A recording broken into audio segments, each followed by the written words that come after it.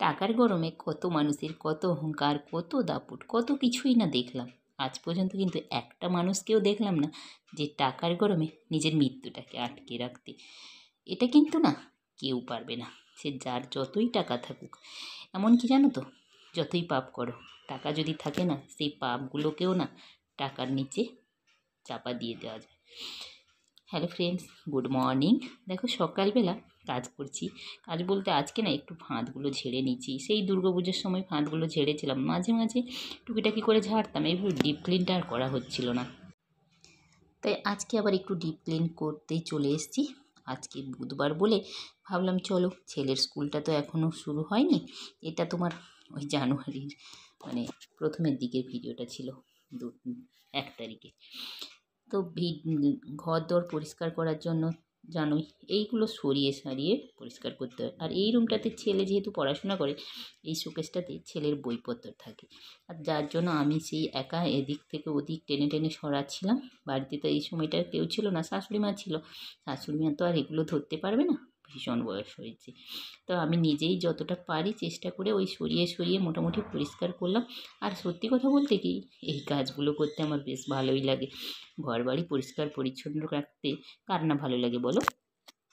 বিশেষ করে আমাদের মতো বাড়ির বউরা, যারা একটু পরিষ্কার পরিচ্ছন্ন পছন্দ করি, তারা কিন্তু ঘর বাড়ি মানে সে কষ্ট হলেও পরিষ্কার করবেই। আর দেখো, এত দুষ্টু ছেলে আমার, শুধু পুরো ঘরের মধ্যে না কাগজ কেটে কেটে ফেলবে। সে আমি বকবো বলে ও কী করবে, কেটে আলমারির পেছনে এখানে ওখানে ফেলে দেবে। দেখো পুরো ঘরটা আমার পরিষ্কার হয়ে গেছে, শুধু বাকি গোছানো, পরে গুছিয়ে নেব। এখন আপাতত পরিষ্কার পরিচ্ছন্ন করে স্নান করে চলে এসেছি রান্না করে খেতে। দেখো আজকে কি রান্না করেছি, পেঁপে মাখা, পুঁই বিচুড়ির তরকারি, আর ফুলকপির ভাজা, আর একটু মাছের টক। এই হলো আজকে দুপুরের রান্না। দেখো রান্নার পরে খেতে তো হবে। দেখো এতটাই বেলা হয়ে গেছিলো বলে চুলটা আর ঠিকভাবে চিরুনি করা হয়নি স্নানের পর, বুঝতেই পেরেছো আমার দেখে আমাকে। তো এখন আপাতত খেয়েই নেই, এতটাই খিদা পেয়েছে জানো তো। তারপর একদম রাতের বেলা, আজকে রাতে না আর ভাত রান্না করিনি। কর্তাকে জিজ্ঞেস করলাম যে কী খাবে রাতের বেলা। কর্তা বললো তুমি না একটু চপ বেগুনি এই টাইপ কিছু বানাও, মুড়ি খেয়ে নেবো। তো বেগুনি বানিয়েছি, ফুলকপির চপ বানিয়েছি। আজকে রাতের ডিনার হচ্ছে আমাদের এটুকুনি, মানে ওটা দিয়ে মুড়ি খাওয়া হবে। তো এটা হচ্ছে পরের দিন বৃহস্পতিবারের ভিডিও।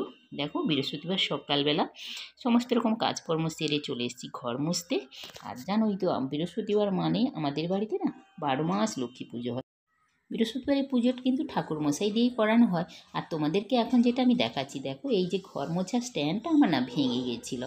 তো এটা যেহেতু টিনের হয়, ওটা তাড়াতাড়ি ভেঙে যায়। যে এখন পুরো মোছাটা আমার ভালো আছে, স্ট্যান্ডটা ভেঙে গেছিলো। আমি কি করেছি, ওর মধ্যে একটা লাঠি দিয়ে ওটাকে পুরো সেট করে নিয়েছি, যাতে মানে মোছাটা নষ্ট না হয় আর কি। পয়সাটা সাশ্রয়ও হবে, আর কি বলা যায়, কাজও চলে যাবে। দিব্যি অনেক দিন কিন্তু হয়েছে, এটা চলেই যাচ্ছে। তোমাদের সঙ্গে একটু শেয়ার করে নিলাম।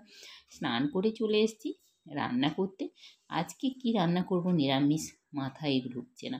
বৃহস্পতিবার মানে নিরামিষ খাই, তো ওই নিরামিষ রান্নার কথা উঠলেই বাড়িতে একটা যেন কষ্টকর ব্যাপার হয় আর কি।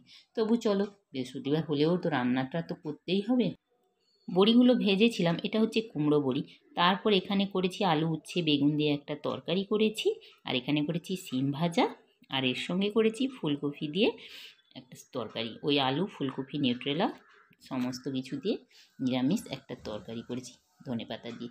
এই হলো আজকে দুপুরে রান্না। আর হ্যাঁ, এর সঙ্গে না একটু টমেটো চাটনি করেছি, কারণ শেষ পাতে একটু চাটনি না হলে জমে না। চলো ভিডিওটা এই অবধি, ভালো লাগলে একটা লাইক করে দিও।